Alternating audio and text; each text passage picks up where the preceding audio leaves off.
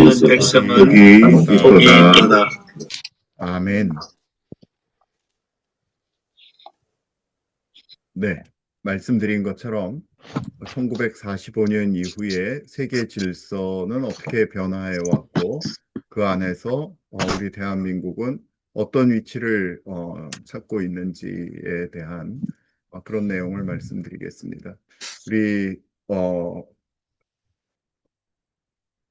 우리 이승만 대통령과 아이젠하워 대통령이 지금 한미 상호 방위 조약을 맺기 전에 지금 악수하는 이런 장면이죠.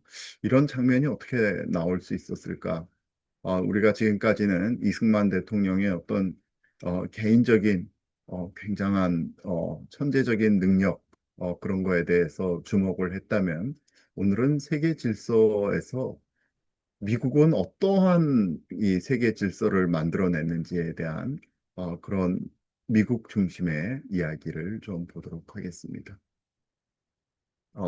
지난주에 11월에 대한민국에서 이번 11일이 지난 11일이 유엔 참전용사 국제 추모일이라고 그랬잖아요. 그때 유엔 참전용사가 우리나라에 6.25 때 198만 명이 들어왔습니다. 198만 명이 들어오고 한 15만 명이 사상을 입고 3만 4천 명이 우리 미군이 전사를 했죠. 어마어마한 숫자들이죠. 이런 일이 어떻게 이 세계 변방이고 이름도 알려지지 않았던 우리나라에 있을 수 있었을까? 대체 유엔은 어떻게 생긴 것일까? 우리 그런 생각을 가지면서 의문을 가지면서 예, 들어가겠습니다. 이게 유엔입니다. 유나이티드 네이션이죠. 스테이트가 아니라.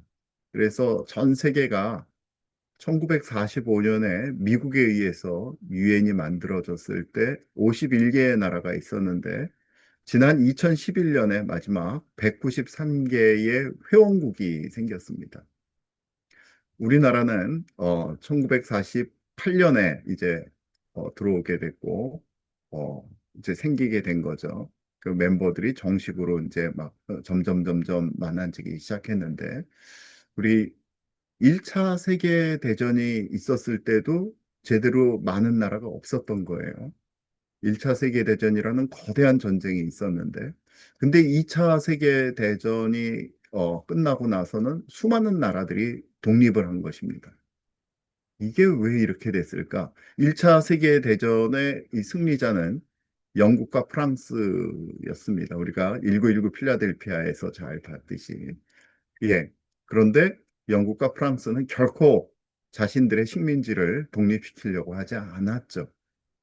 근데 2차 세계대전의 진정한 승리자가 된 이제 세계의 패권을 쥐어쥐게 된 미국은 모든 나라들을 독립시키고자 애를 썼습니다. 미국의 이상에 의해서 그렇게 했던 것이죠. 그래서 2차 세계대전 이후에서야 현대적인 질서가 우리가 지금 알고 있는 세계가 생긴 겁니다. 그냥 갑자기 생긴 것이 아니라 오늘 그런 부분에 대해서 말씀드리겠습니다. 그래서 2차 세계대전이 끝난 뒤에 패권을 차지하게 된 미국은 반식민주의 이념을 가지고 있죠. 본인들의 시작도 영국의 식민지였기 때문에 2차 세계대전 이후에 사실은 그 당시에 우리 나치랑 일본이랑만 싸웠다라고 생각하고 있는데 미국은 제국주의랑도 싸우고 있었습니다. 그래서 같은 승전국이었던 영국을 얼마나 핍박을 했는지 모른다. 영국 사람들이 가지고 있던 인상은 그렇습니다. 그래서 영국이라든지 프랑스가 가지고 있던 모든 식민지를 내놓게 합니다. 어, 그리고 그 당시 2차 세계대전까지 같은 한편이었던 소련을 무지하게 지원을 했던 것이죠.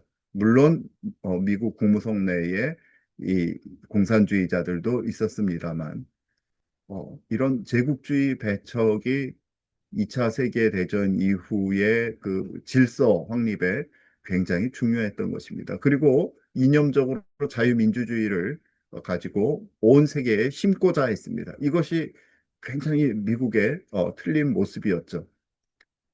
전 세계의 패권을 가지고 있는, 그러니까 저희 세대 때 주로 주사파들은 미제국주의라고 그렇게 얘기를 하고, 저 같은 사람들은 헤게모니를 미국이 가졌다. 뭐 같은 말입니다, 사실은. 근데 제국주의라고는 안 말하는 거죠. 왜냐하면 미국이 반제국주의 배척 세력이었기 때문에. 그래서 몇 가지 굉장히 중요한 것들이 있습니다. 그래서 유엔이라는 국제기구가 처음으로 그때 이제 생겼고, 그래서 미국은 국민국가들이 서로 협력해서 국민국가 주권을 가진 나라들이 생기게 되면 자유주의 국제 질서가 생기게 되겠고, 그러면 전쟁을 좀 안 할 수 있지 않을까. 그런 생각 때문에 이 길을 걸어갔던 것입니다. 영국 제국주의는 군사력의 기초에서 지탱한 것입니다. 쉽게 얘기해서 영국 군함, 그리고 그 당시 가장 좋은 기관총이었던 맥신 기관총에 의해서 이렇게 영국 제국주의를 확장해 나갔었는데, 미국은 제국주의를 해체하고자 했던 것이죠. 그리고 브레턴 우드 체제라고 하는 국제 통화 체제를 만들게 됩니다. 그래서 달러를 금과 연동시켜 가지고 달러 금환 본위제를 가지게 되죠. 그러니까 달러를 이 금 1온스당 35달러로 딱 고정을 시킵니다.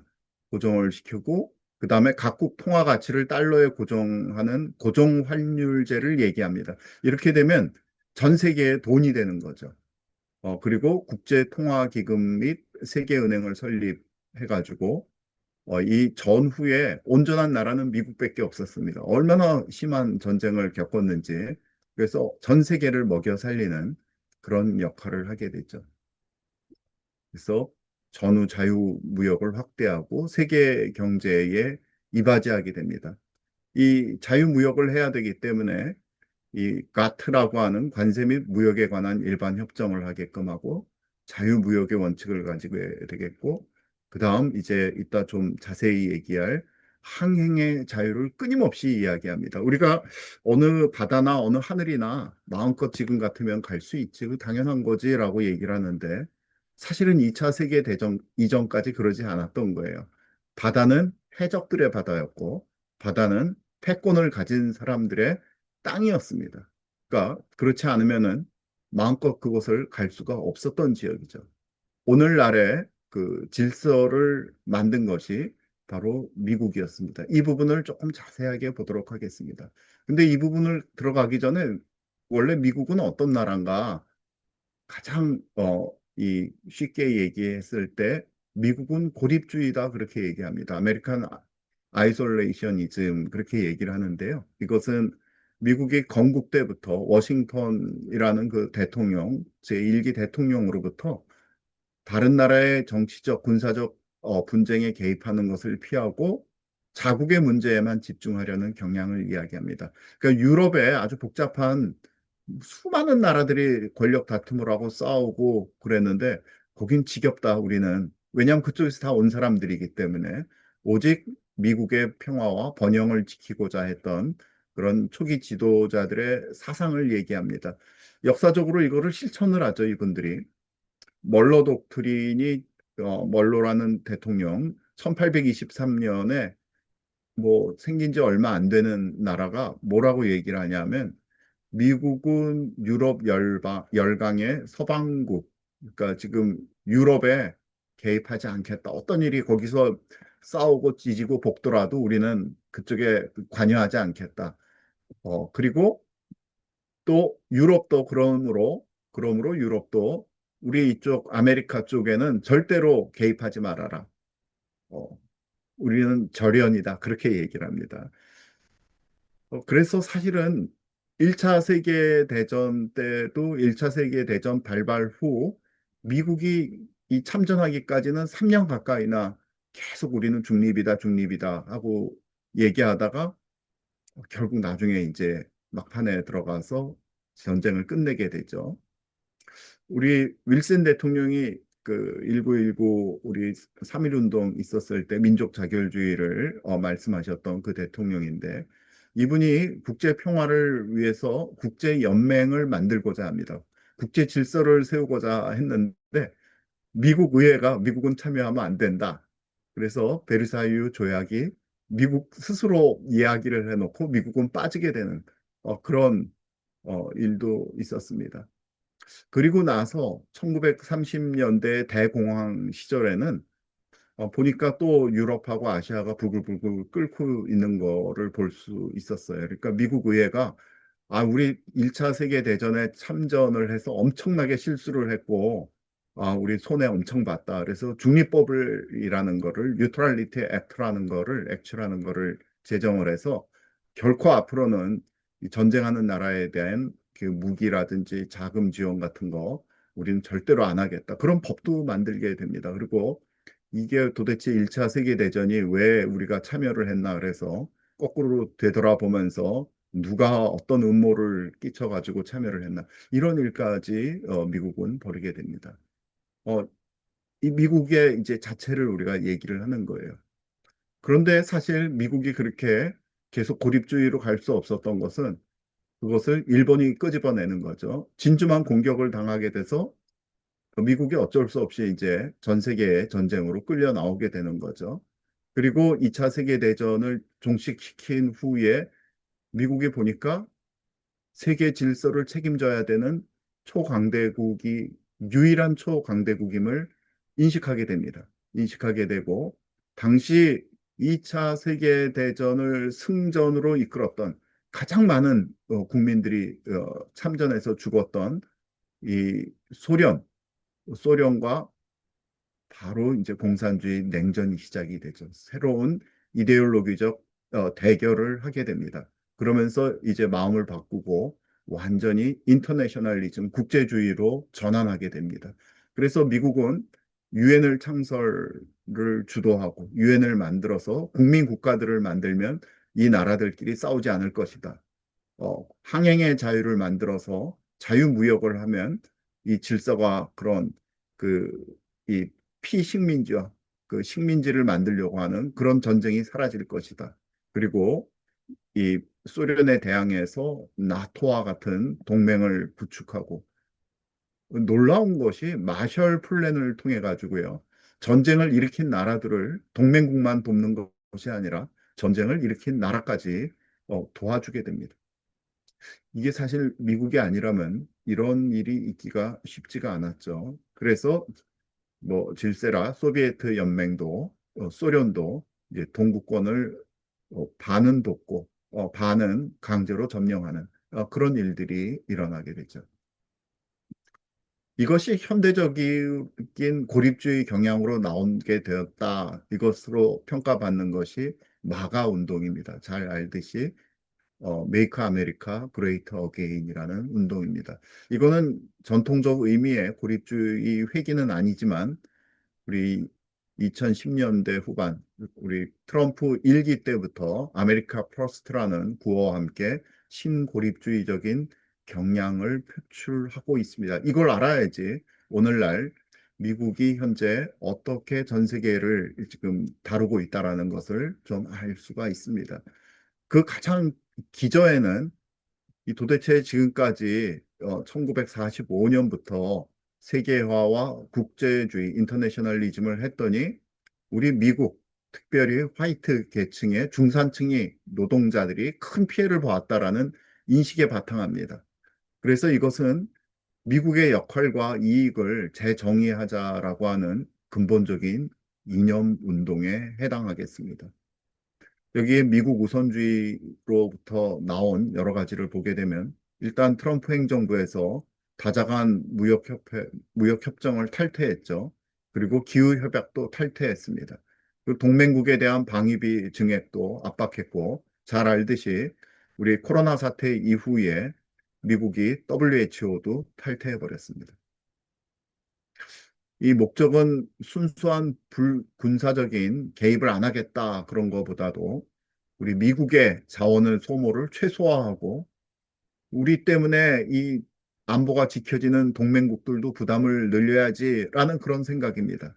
그래서 미국의 힘도 비축하고 거래적인 성격이 강합니다. 우리 트랜잭셔널이라고 얘기를 하죠. 우리 어, 그래서 일종의 경제적 민족주의, 경제적 국가주의를 현재 지금 미국이 하고 있는 것입니다. 내부적으로는 문화적 정체성을 매우 매우 강조합니다. 그래서 스펙트럼은 보수적 기독교 이념입니다. 그리고 선택된 나라 미국, 산 위에 빛이 된 나라 미국이라는 그런 미국의 그 건국 이념과 굉장히 관련이 깊습니다. 그리고 우리 친이스라엘 정책을 해가지고 이스라엘의 수도를 텔아비브에서 예루살렘으로 이렇게 옮기고 그쪽으로 실제로 대사관까지 옮기면서 실천을 한 나라가 트럼프 제1기 때였죠. 그리고 내부적인 갈등도 매우 매우 심합니다. 거의 내전 상태죠. 사실 정서적으로는 워싱턴 기득권층이라든지, 그러니까 정치 엘리트라든지 금융 엘리트들, 그리고 주류 언론이라든지 주류 학계에 대해서 매우 강하게 비판합니다. 이것이 지금 현재 마가 진영이고 미국 우선주의입니다. 그래서 조금 자세하게 본다면 우리 1945년에서 2025년까지를 몇 개의 시기로 나눠볼 수 있는데요. 먼저 냉전 시기, 우리가 잘 알고 제가 어렸을 때 잘 알던 그 무서운 소련의 블록들, 중공의 블록들, 그것이 1945년에서 91년 사이로서 이렇게 전 세계가 나눠진 것을 볼 수 있겠습니다. 빨간 거는 공산주의 진영이고 이 블루 색깔로 된 것은 자유민주주의 진영이고 나머지는 제3세계 진영이라고 그렇게 얘기했죠. 그래서 주로 바이폴라, 양극 체제였습니다. 이 각 진영 간의 핵 군비 경쟁을 아주 심하게 했고 대리 전쟁을 했었죠. 그래서 대표적인 것이 바로 한국 전쟁, 베트남 전쟁 그런 것들이었습니다. 한쪽은 나토로서 그리고 공산 진영은 바르샤바 조약으로서 그렇게 대립했습니다. 이건 체코슬로바키아를 침공할 때 그 소련 군을 보여주는 것이고요. 중요한 분기점이 된 것이 1970년대 초에 대중 대탕트를 합니다. 이 소련의 힘이 어마어마하게 강하기 때문에 소련과 중공이 하나가 되는 것을 막기 위해서 지금 닉슨 대통령이 모택동을 지금 만나서 악수하는 장면이죠. 그래서 결국 이 소련을 이 무너뜨리기 위해서 중공과 손을 잡게 되고 관계 개선을 하게 되는 것이죠. 이런 일이 있었습니다. 근데 이 모든 일을 할 때에는 돈이 드는 거예요. 돈 없이 되는 것이 없었습니다. 그래서 항상 이 정치적인 이 세계의 변화와 돈의 흐름은 같이 가는데 그거를 좀 오늘 얘기하고 싶었습니다. 아까 처음에 얘기했던 대로 브레턴 우드 체제라는 것이 1945년에 성립이 돼서 어, 여기 오직 이 금과 교환할 수 있는 것이 달러입니다. 그리고 나머지 모든 나라들은 이 달러랑 이 교환할 수 있도록 그 미국의 금본위제를 이야기합니다. 근데 이것이 이러다 보니까 세계 질서를 유지하려면 전 세계에 뭐 군함도 보내고 전 세계에 미군 부대도 유지해야 되고 전 세계에서 일어나는 수많은 전쟁 분쟁에 미국이 참여하고 또 점점점 사회복지라든지 내부적인 지출이 많다 보니까 원래 1온스에 35달러 그렇게 했어야 되는데 1온즈를 가지고 40달러, 50달러, 60달러 점점 많은 달러를 발행하게 된 거예요. 그러니까 다른 나라 사람들이 달러 저게 믿을 수가 있어. 지금 점점 그렇게 된 것입니다. 그러면서 1971년에 드디어 미국이 그걸 감당할 수가 없게 되니까 일방적으로 금 퇴환을, 그러니까 금을 35달러를 가지고 가서 금 1원으로 바꿔주세요 하는 그것을 중단을 해버립니다. 그것을 우리가 닉슨 쇼크라고 부르죠. 그래서 브레턴 우드 체제가 붕괴를 하게 되고 달러는 그저 피아트 머니, 명목화폐, 그냥 이거 달러인데 돈인데 이거 금이라고 생각해줘. 근데 금은 없는. 그런 명목학회로 변환하게 됩니다. 대신 미국이 어떤 일을 하게 되냐 하면 1970년대 중동 산유국, 특별히 사우디아라비아랑 협정해서 이 석유를 사올 때는 오직 미국 달러로만 결제하도록 만든 것입니다. 그것을 페트롤 달러 시스템이라고 합니다. 이게 1991년까지 가는 것이죠. 그래서 결국 원래 이 돈이라는 거는요. 돈이라는 것은 우리가 옛날에 이제 뭐 조개 껍데기로 했다가 그 다음에 그것이 뭐 은으로도 했다가 그 다음에 이제 금으로도 그래서 금본이 이제 우리 그런 개념이 남아 있죠. 영국의 돈 가치가 파운드인데요. 파운드가 무게라는 것이죠. 무게. 그래서 이게 금 얼마 대신에 가지고 있는 증서입니다. 증서인데 그게 그렇게 됐는데 이제는 달러가 금이 아닌 그 석유, 에너지 실물 자산을 통해서 전 세계의 기축 통화 지위를 유지하고 강화하게 됩니다.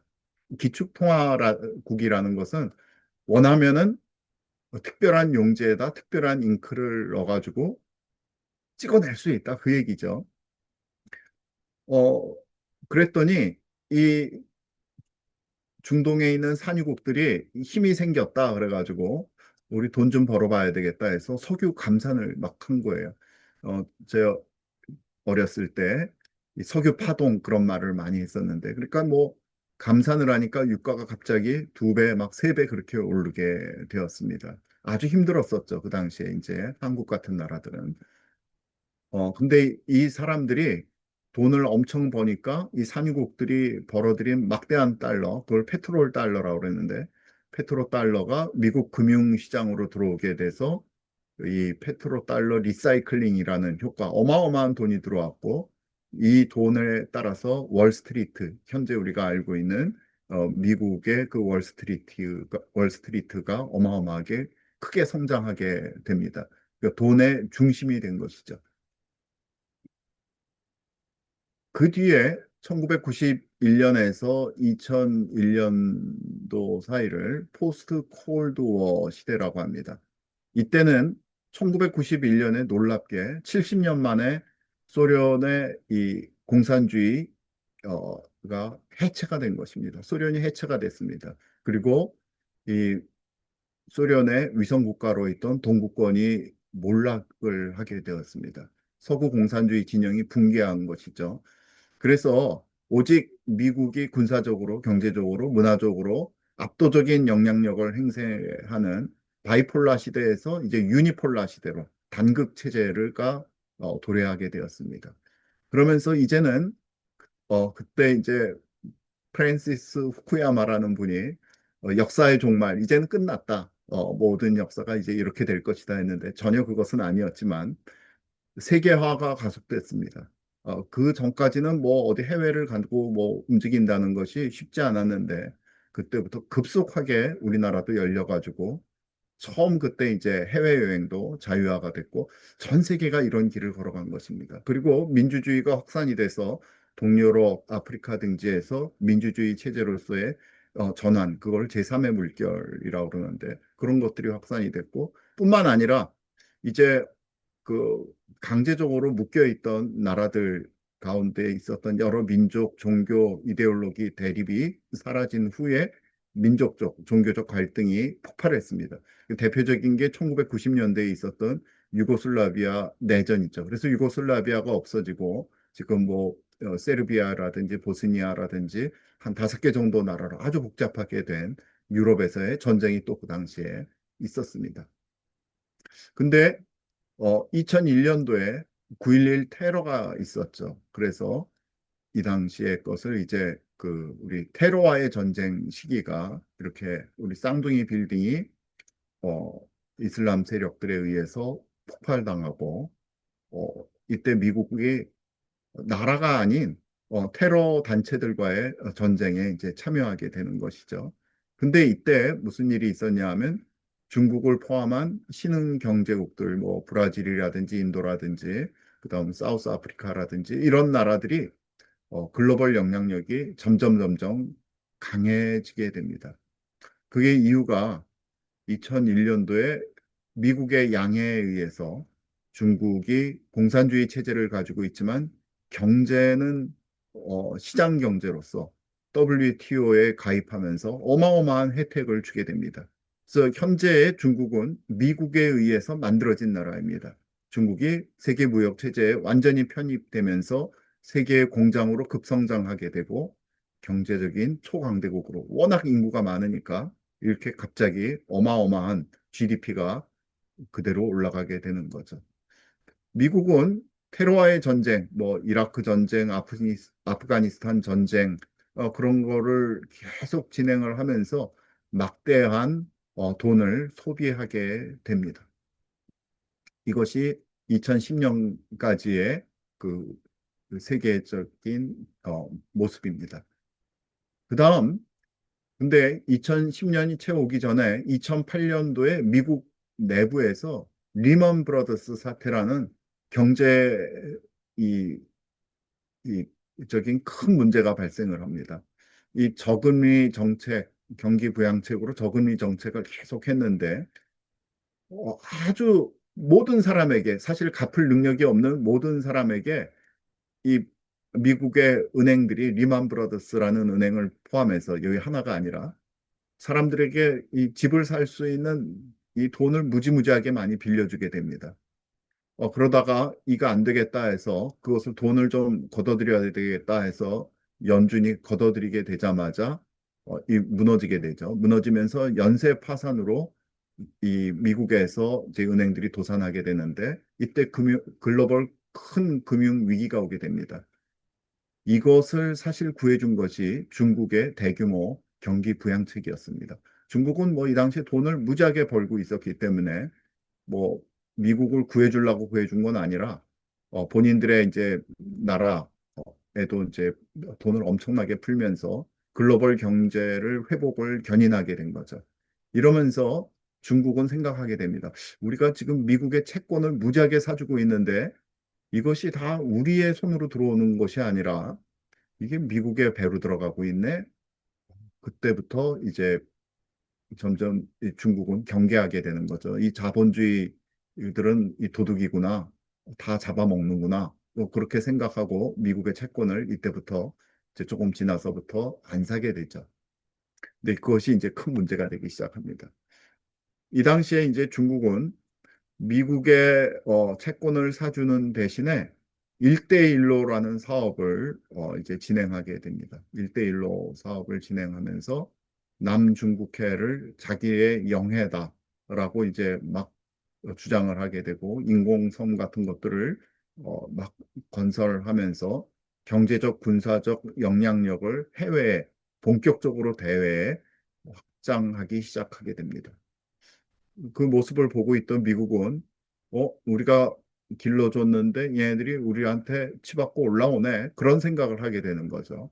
뿐만 아니라 2014년에 이미 러시아가 크림반도를 강제로 병합을 하죠. 이것이 지금 러시아 우크라이나 전쟁의 시초입니다. 벌써 10년이 넘었죠. 그래서 러시아도 이미 이때는 이제 힘을 좀 정비하고 슬슬 가장 중요한 부분을 회복시키겠다 하는 그런 일들이 있었던 것입니다.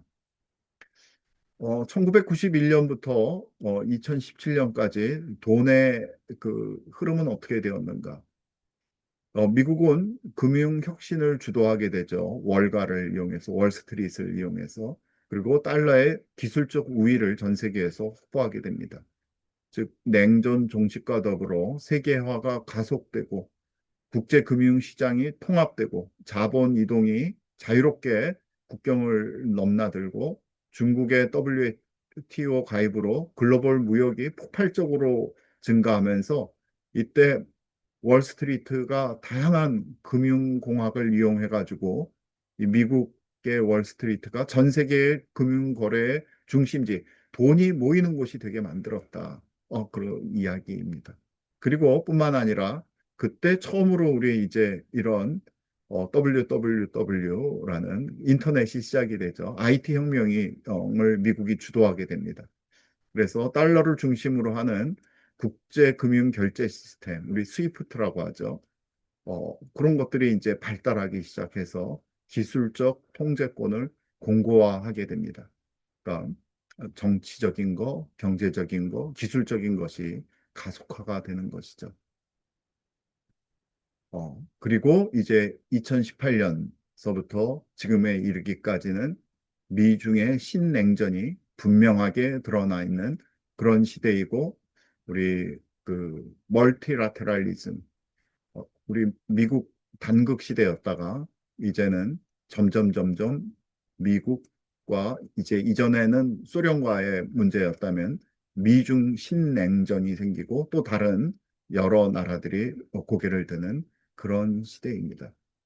그래서 트럼프 행정부의 관세 정쟁을 시작으로 해서 미중 관계는 협력에서 현재는 전면적인 전략적인 대결, 아직 뭐 폭탄이 날아다니는 건 아니지만 지금 주로 경제적인 측면에서 기술적인 측면에서 지금 대전쟁을 벌이고 있는 것이죠. 그래서 안보와 경제가 융합된 경제 안보 개념이 핵심 이슈로 부상했습니다. 그래서 AI, 반도체 등을 첨단 기술을 둘러싼 기술 냉전 양상입니다. 이제 중요한 칩은 절대로 이제 중국으로 들어가면 안 돼. 이제 그렇게 되는 거죠. 그리고 미국 주도의 공급망을 재편합니다. 여러 가지 칩 같은 것들. 그래서 중국도 엄청나게 열심히 그쪽에 대해서 돈을 퍼붓고 있고, 그래서 글로벌 경제의 진영별로 분리가 되고 있습니다. 그것을 중국의 역량을 띄어내는 것을 디커플링 아니면 디리스킹이라고 지금 이야기가 아예 정식으로 이런 단어가 없었는데 이런 단어가 생긴 거죠. 중국을 띄어낸다. 물론 그 미중 신냉전뿐만 아니라 2022년에 다시 러시아가 이제 전면적으로 우크라이나 침공을 했고 현재 이것이 어떻게 마무리가 될지 굉장히 비상한 관심을 가지고 있습니다. 2020년대에 이르러서도 무력으로 남의 나라를 점령하고 그 땅을 띄어먹을 수 있는가. 근데 지금 미국이 취하는 입장은 상당히 아쉽죠. 우크라이나 너 다 참어, 다 줘. 지금 결국 그런 부분입니다. 그걸 보면서 야, 이게 우리나라 백령도를 점령한 다음에 더 큰 전쟁이 일어나는 걸 막기 위해서 이 미국이 어떤 이 말을 하게 될까? 이 우크라이나 이 침공 러우 전쟁을 보게 되면 결코 미국은 지금 육군을 이제 옛날처럼 6.25 때처럼 베트남 전쟁처럼 아니면 이라크 전쟁까지처럼 보내지 않습니다. 예, 국제 질서가 근간이 변화 중이죠. 어쨌든 현재로서는 미국과 그 동맹국 진영대 중국 플러스 러시아 플러스 이란, 북한까지 그 경쟁이 심화되고 있는 그런 상태에 오늘 이르게 된 것입니다. 이 깊은 우리가 지금 아직 전체적으로 얘기하지는 않지만 사실 이 신냉전의 이면에는 중공의 전 세계 선거 침략이 들어가 있습니다. 이것을 지금 트럼프 행정부가 모를 리가 없죠. 지금 트럼프 행정부가 베네수엘라를 침공 전이죠. 침공 전인데, 그 사실은 기본적으로 그 지금 앞에 내세우는 거는 마약을 얘기하고 있지만, 지금 마두로 정권이 부정선거를 지속해 왔다는 것을 잘 알고 있죠. 그래서 그 부분에 대한 지금 사실은 이 미국의 지금 전쟁이죠. 그리고 우한 코로나 바이러스 팬데믹도 지금 이야기가 계속 나오고 있습니다. 이게 도대체 분명히 만들어진 이게 바이러스다. 저는 그렇게 믿고 있습니다.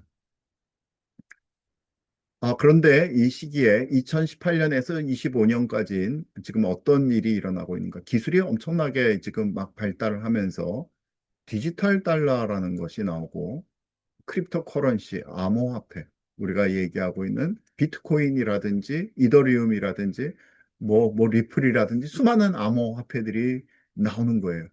그래서 이 부분에 대한 이 태도가 양 진영이 매우 틀립니다. 특별히 미국의 태도와 중국의 태도는 완전히 다릅니다. 미국은 패권 국가로서 달러 패권을 계속 수호하고 또 새로운 금융 기술에 대한 통제력을 확보하려고 합니다. 중국은 위안화를 디지털 위안화, 센트럴 뱅크 디지털 커런시를 개발했죠.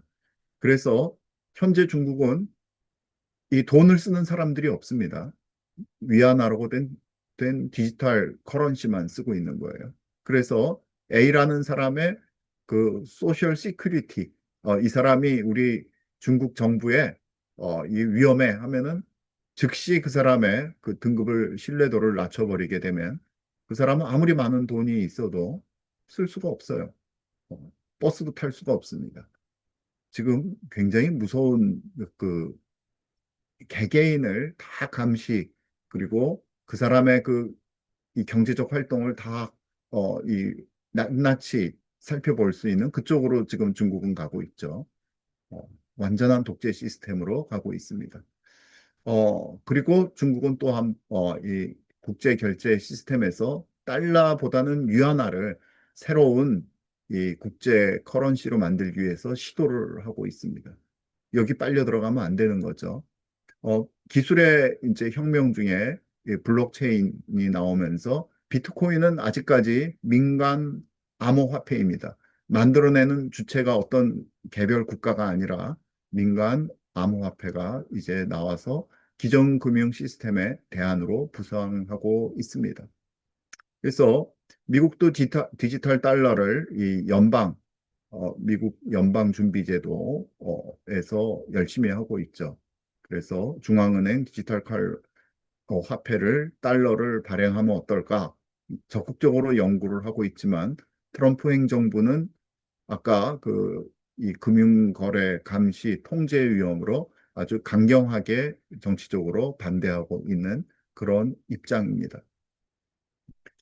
그래서 현재로서는 암호화폐에 대한 통제를 증권거래위원회를 통해 가지고 규제 및 일부 제도권 편입을 시도하고 있는 상태이죠. 그래서 전체 이 월가는 금융 경제의 그 안정성을 명분으로 해가지고 달러 중심의 금융 질서를 보호하고 또 자신들이 가지고 있는 기득권도 보호하고자 하고 있습니다. 어쨌든 지금은 달러가 이 무기화가 돼가지고 러시아가 전쟁을 일으켰을 때 달러 결제 시스템을 무기화함으로써 러시아의 경제를 매우 압박하는 그런 이 막강한 힘을 발휘하고 있습니다. 이런 상태인 거죠. 그래서 다시 한번 2차 세계대전 이후에 미국 주도의 세계 질서를 살펴보자면 그 제도에 있어서는 그 규칙에 기반한 룰 베이스드 인터내셔널 오더 구축을 하려고 애를 썼던 나라입니다. 그래서 자유민주주의 체제, 시장 경제 체제를 확산시키려고 했고 말씀드린 대로 유엔을 설립하고 브레턴 우드 체제를 통해서 이 달러를 중심에 놓게 만든 것이죠. 군사적으로는 이 소련을 봉쇄하고 공산주의 확산을 저지하기 위해서 나토를 설립하고 우리나라 같은 나라는 그다음에 일본, 필리핀들과 양자 동맹을 서로 하죠. 군사 동맹, 상호 방위 조약은 우리나라밖에 없습니다. 일본이나 필리핀은 다 유니라테랄한 것이 우리가 들어가서 지켜주겠다. 그런 것이죠. 그 다음에 세계 보안관 역할을 하면서 군사적 협조, 자유무역 질서 편입할 것을 계속 우리 동맹들에게 이제 이야기하고 있는 것이고 이념은 자유민주주의와 시장경제 확산.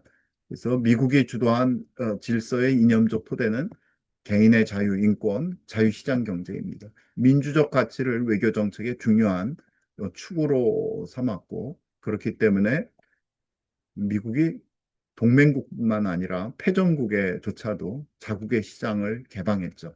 그리고 경제 성장을 지원해서 키워줌으로써 자유시장 경제가 공산주의 경제보다 우월하다라고 하는 그런 입증 노력을 지속했습니다. 이것이 냉전기 동안에 미국의 세력을 유지하는 핵심적인 수단이 되었던 것입니다.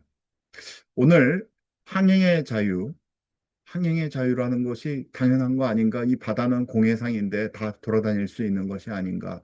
그렇게 생각하지만 그렇지 않습니다. 실제로는 400년에 걸친 치열한 지정학적, 법적 투쟁 끝에 이루어진 결과물이고 실제로 이 미국이라는 나라가 여기에 전체 큰형 역할을 하면서 지금 이 항행의 자유, 프리덤 오브 내비게이션 지금 진행되고 있는 것입니다. 15세기, 16세기는 우리 포르투갈, 스페인의 시대인데 이 당시만 해도 이 대서양과 태평양을 둘로 쫙 나눠가지고 여기는 포르투갈이 이쪽은 뭐 스페인이 너희 거야라고 교황한테 그렇게 승낙을 얻습니다. 즉 바다는 국가의 영토의 연장선이었습니다. 이 얘기는 자기들이 개발한 항로를 따라서 움직이는 외국 선박은 통행 자체를 금지하고 납포할 수가 있었던 것이죠. 왜냐? 많은 수많은 돈과 생명과 힘을 들여가지고 항로를 개척한 것이었기 때문에 그것이 자기들의 그 말하자면 권리가 있다라고 그렇게 이야기를 한 거죠. 그래서 역사 가운데서 법리 논쟁이 많이 이제 네덜란드가 이제 동인도 회사를 통해서 많이 이제 인도 무역을 정당화하기 위해서는 자유해양론, 바다는 누구의 것도 아니다. 모든 국가에 열려 있어야 된다. 그렇게 얘기하는 반면에 이제 영국이 자기들이 힘을 차지했을 때는 무슨 얘기냐? 바다는 영토처럼 점유 통치가 가능하다. 이런 논쟁을 이제 막 끊임없이 이제 하게 되고 서로 싸우는 거죠. 근데 막상 18세기가 돼서 영국이 해양 패권을 갖게 되니까 가장 많은 무역선을 가지고 있기 때문에 여기저기 어떤 바다도 독점하면 안 된다. 그렇게 영국 이것이 국익에 따라서 계속 이 인터내셔널 로우는 움직이는 거야. 국제법이라는 것은. 그러니까 어, 이 태도가 계속 바뀌는 거죠. 그러니까 나폴레옹 전쟁 중에 영국이 중립국 선박까지 막 강제로 수락하니까 중립국이라고 얘기하는 것은 미국을 얘기합니다. 그러니까 미국이 이제 1812년 이 전쟁 때 항행의 자유를 또 주장하면서 반격하게 되고요. 그 이제 19세기에 이르러서야 항행의 자유가 국제 관습법으로 굳어집니다. 그러니까 전쟁 시에 적국의 상선을 납포하는 것, 사적인 납포를 금지한다. 그리고 수에즈운하, 파나마운하 이런 것들도 모든 국적 선박에 개방 조치한다. 그것이 이제 오늘날 국제운하에 이제 운영하는 표준이 된 것이죠. 결코 그냥 얻어진 것이 아닙니다. 이 20세기 때 와서야 이제 법전화가 이루어지는데 대륙봉 선언을 하면서도 12해리까지 뭐 200해리까지 그 연안국의 자원이다 그렇게 인정하면서도 미국은 공해상 항행의 자유는 절대로 포기하지 않겠다 그렇게 그 선언하고요. 어쨌든 이런 미국 자체는 여러 가지 도입에 이런 이 법적인 것에 가입하지는 않았으면서 이거는 본래적인 것이다. 그러면서 프리덤 오브 내비게이션 오퍼레이션 폰오프라고 얘기를 하는데 실질적으로 바다를 어느 나라나 이용할 수 있게 하는 집행자의 역할을 하게 됩니다. 이건 결국 미국의 군함과 어, 이 힘이 간다는 얘기고 이것은 많은 돈을 들인다는 얘기입니다. 그래서 어떤 나라는 이 미국이 볼 때는 이런 거죠. 한국과 일본은 우리가 여러 길목을 지켜주는데 왜 돈을 안 내나? 이런 것이죠. 이런 이야기가 나올 수가 있게 된 배경입니다. 이거는 미국의 영향을 받은 중립, neutrality as influenced by the United States. 이게 1910년도에 이승만 대통령이 프린스턴 대학교 박사학위 논문입니다. 얼마나 잘 썼는지 프린스턴 대학교에서 2년 뒤에 이거를 책으로 만들어 가지고 내게 되고 바로 이 미국의 영향을 받은 중립이 어떤 식으로 발전해 왔는지 금방 말씀드린 내용들을 이 논문에 다 들어 있습니다. 그러면서 앞으로 미국이 전 세계의 평화를 위해서 어떻게 나가야 될지에 대한 방향도 제시하고 어떻게 하면 약소국이 이 강대국의 힘만 작용하는 이 인터내셔널한 환경 속에서 살아남을 수 있는지에 대한 그런 고민이 엿보이는 수작이죠. 이 부분에 대해서 나중에 제가 지금 아주 이 부분을 강의하고 있는 우리 안종용 선생님이 한번 와서 강의를 여러분들과 함께 하게 될 것입니다. 예, 그래서 근데 이것이 실제로 잘 지키고 있느냐? 현재는 그런데 또 그렇지 않기도 합니다.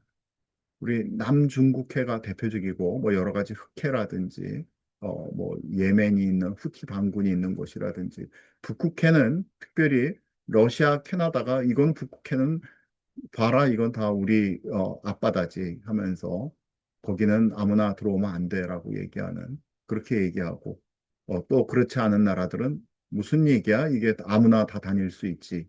그런데 아무나 사실은 못 다닙니다. 힘이 있는 나라만 다닐 수 있어요. 딱 한 나라, 미국만이 마음껏 다닐 수가 있습니다. 중국이 무서워서 마음대로 못 다니는 거죠. 한번 보겠습니다. 항해의 자유화 현실을 보게 되면 이 대만도 들어가고 사실은 이 우리나라 서해에서부터 해서 이게 구단선이라고 그러는 건데 중국 남해 구단선인데 이 빨간 선까지를 다 자기네 내해라고 얘기를 하는 거예요. 이 중국이. 이거 웃기는 거죠. 이 스카보로 이 군도 같은 거는 필리핀 바로 앞에 있는 필리핀의 영해죠. 영해인데 자기네 거라는 거예요, 중국은. 여기 아무나 못 다녀 하고 여기다가 막 군사기지 짓고 합니다. 스프레드들이. 여기 보면은 여기는 말레이시아 쪽이죠. 말레이시아 쪽. 그런데 다 여기 코앞에까지 이만큼은 다 우리 거야. 그래서 근거가 뭔데? 역사적으로 우리가 다 개발했어. 그래서 필리핀이 제소를 했어요, 여기를. 국제 법에. 그랬더니 필리핀에 승소를 손을 들어줬습니다. 근데 바로 승소하는 날 이 중국이 전체 이 중국 중공 해군에게 무장시키고 가서 접근하지 못하게 해. 그래서 현재 그런 상태입니다. 여기를 마음껏 이렇게 다니는 거는 미군 군함밖에 없는 것이죠. 그래서 국제 정치에서 자유는 항행서부터 공짜가 아닌 것입니다. 돈과 노력과 시간과 생명 들이지 않으면 절대로 자유가 올 수 없는 거죠. 힘이 없으면 아무것도 아닌 것입니다. 지금 이게 뭐 보면은 이게 다 자기 거라고 얘기를 하는 게 이게 깡패죠. 그런데 지금 현실에서는 그렇다는 것입니다. 오늘 시간이 많이 가서 제가 이 정도까지밖에 못할 것 같아요. 여기까지. 그러면 다른 나라들은 늘 그 불평을 합니다. 아니, 미국 너희는 맨날 돈 없다고 돈 찍어대고 우리가 열심히 만든 물건 다 사가잖아. 너희가 깡패야. 그렇게 얘기하는데 미국은 또 그렇게 얘기하지 않습니다. 거꾸로 얘기를 합니다. 그거를 한번 좀 살펴보게 되면 다른 나라 사람들은 미국에 대해서 뭐라고 얘기를 하냐면 너희들은 과도한 특권을 가졌어. 어, 엑소비탄트 프리빌리지를 가졌어. 그렇게 얘기를 하면 트럼프는 뭐라고 얘기를 하냐면 트럼프 대통령은 이 당시에 일기 때 우리는 과도한 부담을 가진 거지 말도 안 돼. 그 얘기가 왜 나오냐면요. 그거를 트리핀 딜레마라고 얘기를 하는데요. 로버트 트리핀이라는 이 학자가 얘기를 한 건데 전 세계는 달러를 필요합니다. 달러가 있어야지 석유도 사올 수 있었죠. 달러가 있어야지 이것저것 필요한 거를 해외에서 사오죠. 우리나라는 모든 자원을 달러로 사와야 됩니다. 달러가 없으면 아무것도 할 수가 없어요. 우리나라에서 나오는 자원이 없기 때문에. 근데 전 세계, 우리나라뿐만 아니라 전 세계가 달러를 계속 원하기 때문에 미국은 달러를 계속 만들어내야 됩니다. 달러 본위제를 유지하기 위해서. 근데 적자가 너무 커지게 되면 달러에 대한 신뢰가 무너진 거죠. 아까 그 금 1온스를 달러 35달러로 하는 거를 유지를 못했죠. 여기저기 들어가서 돈을 써야 되기 때문에. 그래서 이 달러 기축 통화라는 지위는 미국이 값싼 돈으로 세계를 해주지만, 즉 뭐냐 하면 특별한 종이에 특별한 잉크를 써가지고 돈이라는 것을 만들어내게 해줄 수 있지만 대신에 그 대가로 만성적인 적자, 제조업 쇠퇴, 통화 정책 자유도를 상실하고 미래 지위가 불안해진다는 무거운 부담을 지우게 됩니다. 그래서 트럼프 정부는 이것을 해결을 어떻게 좀 해야 되겠다라고 생각을 하는 것이죠. 그래서 세계가 달러를 원하면 적자를 내서 미국 경제에 적자를 내서 달러를 공급해야 되고 근데 그 적자가 쌓이면 달러에 대한 신뢰가 하락하면서 기축 통화 지위가 위협받게 되는 것이고요. 만성 무역 경상수지가 적자가 되니까 미국의 수출 경쟁력이 굉장히 약화가 됩니다. 미국 달러 값이 너무 비싸니까 똑같은 물건 하나 만들어내는데 돈이 너무 많이 드니까 미국의 제조업이 다시 쇠퇴를 한 거예요. 철강 같은 거 다 무너졌어. 다 해외로. 그래서 그 결과 일본이라든지 이제 한국이 지금 그 자리를 지금 중국이 차지한 거죠.